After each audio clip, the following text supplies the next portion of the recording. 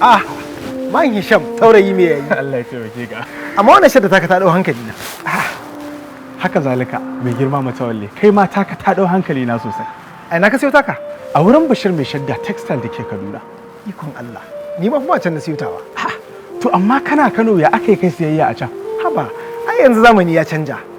Mutane daga Kano, Sokoto, Katsina, kai da koma ina ne za su sa odar su a Bashir mai shadda textile kuma a kawo musu kayan su har inda suke. Domin samun shadda mai inganci sai an hada da ziyartar Bashir mai shadda textile domin samun kala da kuma design daban-daban. Daga ran 1 ga watan March na wannan shekarar duk ranar Juma'a da kuma Lahadi misalin karfe 8 zuwa 12 na dare Bashir mai shadda textile suna tafa da wata garabasa ga mazauna garin Kaduna. Shagon Bashir mai shadda textile Kaduna yana nan a number 18 Capital Plaza Kawo daura da Ecobank Kaduna.